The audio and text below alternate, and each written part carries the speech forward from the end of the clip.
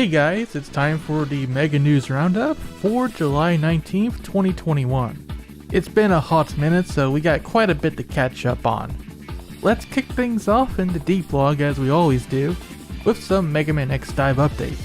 Starting with the Western version, it's recently been confirmed that the full game for Mega Man X DiVE is launching on iOS and Android on August 16th.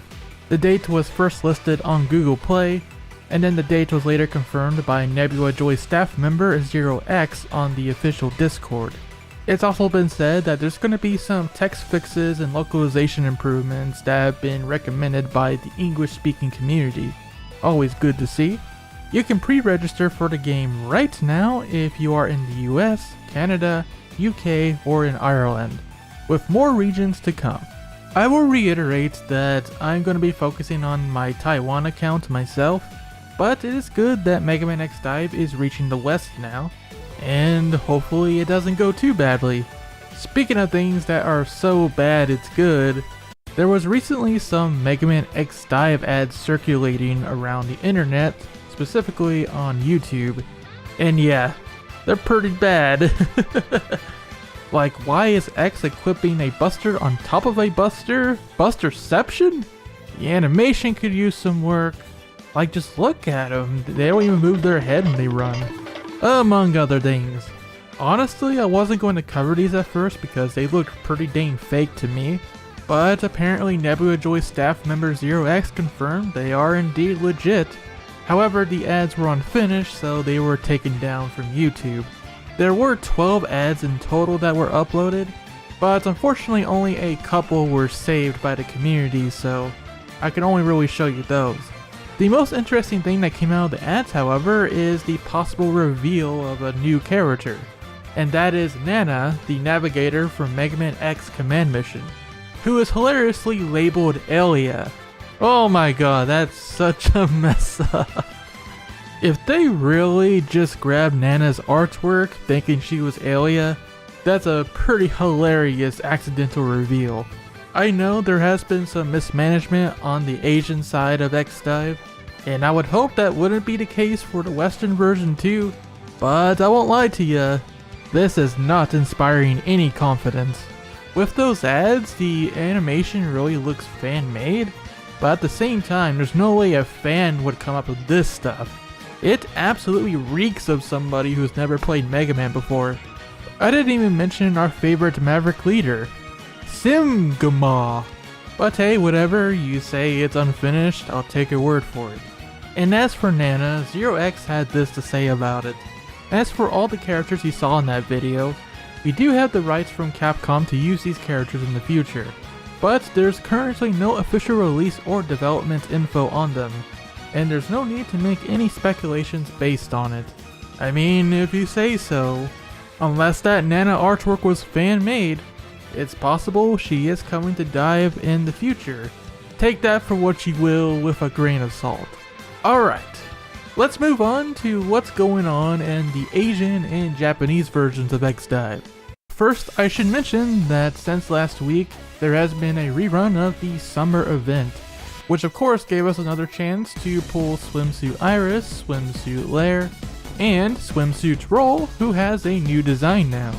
The school swimsuit has been changed out for a skirt design, and here is the official reason for the change on the Rockman X DiVE Facebook page, complete with some good old English, so here we go. The model and illustration for Swimsuit Roll have been created based on her original design, and yes indeed it was a reference. However, in light of the changes to existing content rating system on the app platform, I assume they mean Google Play, Apple App Store and all that stuff, her designs have been changed as the result of extensive negotiation with the development team in Japan. In other words, the Church of Roll people were going too hard on the swimsuit that could kind of be seen as fetish wear. I know exactly what you're going to say. I personally had no issues whatsoever with the design either, but creepers gonna be creepers, right? But to be honest, I don't want to get too much into this subject, so I'm just gonna say I actually do prefer this new swimsuit design over the old one. I think it matches Roll's design better overall, so I'm not too sad about the old one going. Anyway, yeah, last week was just complete filler. Where are the new swimsuit characters, you may ask? I'm glad you asked because they're coming this week. Today, Swimsuit Ferham and Swimsuit Tron have both been confirmed coming this Wednesday. Finally, Ferham gets an ult that's not a skin. Like, she was one of the obvious picks for a swimsuit character. I'm surprised it took them this long. Although, dang, she went all out for just a swimsuit. Was the wings really necessary? It's kinda cool either way. Meanwhile, Tron looks surprisingly good as well. We definitely got a villain theme going for this one. Now let's talk gameplay. Swimsuit Ferham appears to be a trap character that's perhaps more focused on PvP than PvE. Her first skill is Chain Trap. That allows Ferham to place traps that are invisible to the enemy player's eye in PvP. If your foe is to spring the trap, they will both take damage and get disabled, allowing Ferham to wail on them. No, not that kind of wail.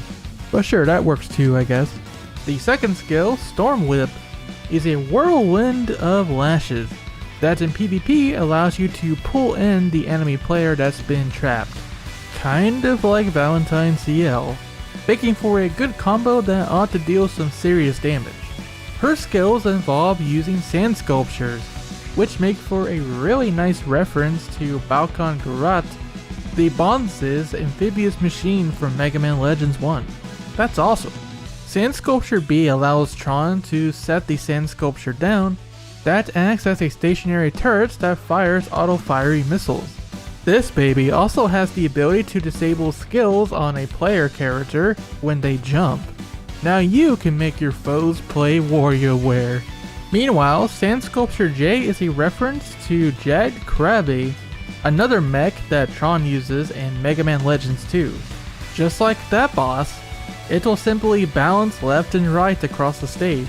So obviously you want to position this one in between two walls.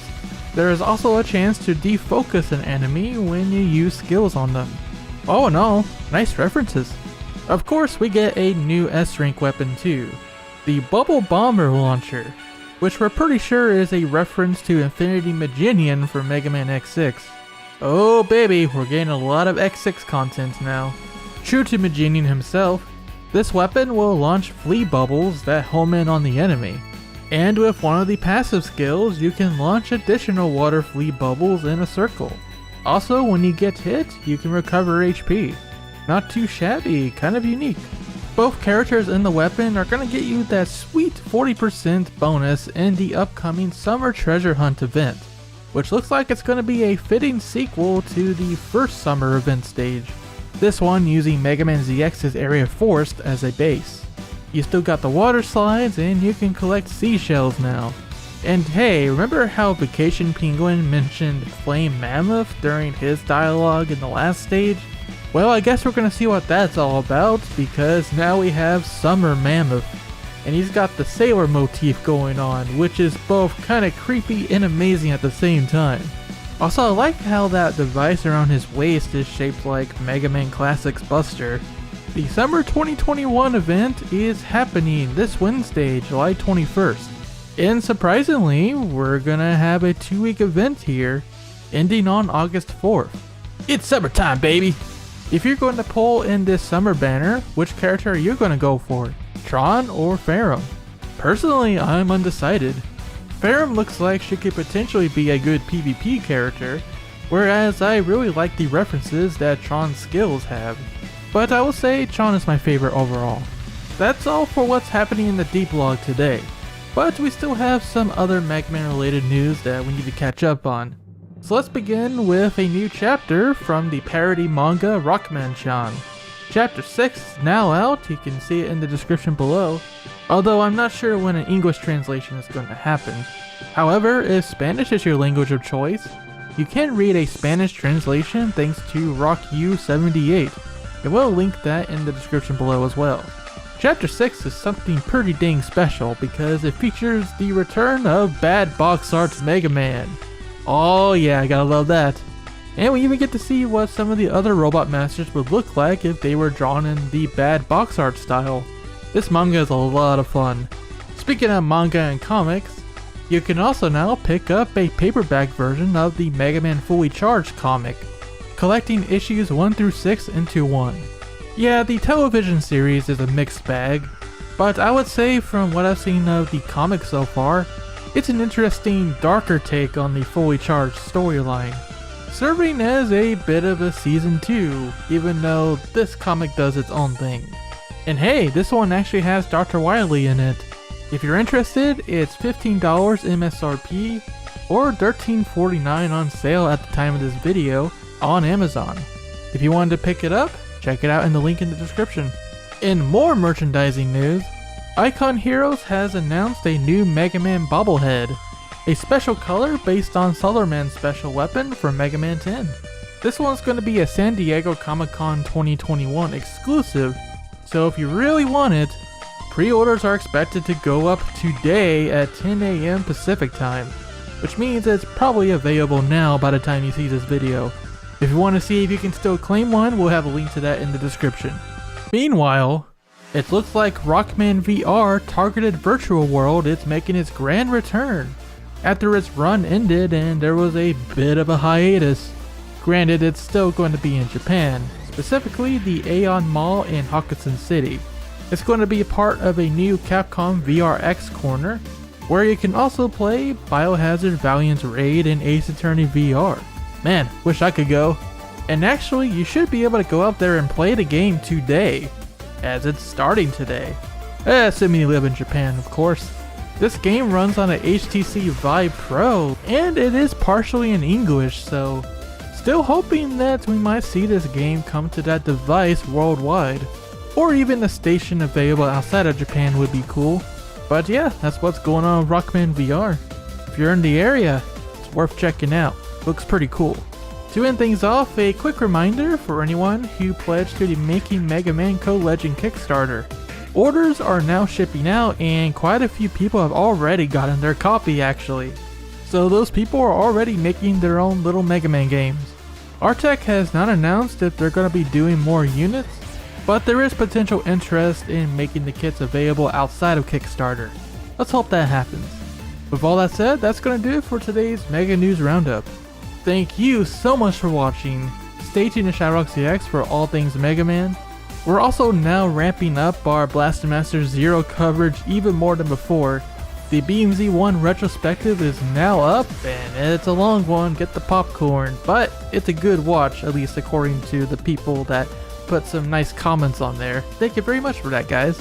I'm glad we could teach people some new things, and more importantly, that I was able to vent my passion for the series, which is exactly what I wanted to do, so mission accomplished. Now it's on to BMZ2, which I'm already writing the script for, and then we have BMZ3 next week. It's going to be a busy time for us. So if you're interested in Indie Create stuff at all, we'd appreciate the support. And speaking of support, thank you so much to our ShadowRockZX channel members, including GA class supporters, Chaos Bankai, Kaibaman41, Zero Scarlet, LML123, Adrian Cauldron, Vince Crystals, Rose Maverick Saiyan, Rico Syndrome, and Austin Buford. I cannot thank you guys enough. We'll see you in the next Mega News Roundup or whatever else we do. Until then, rock on and have yourselves a great day or night.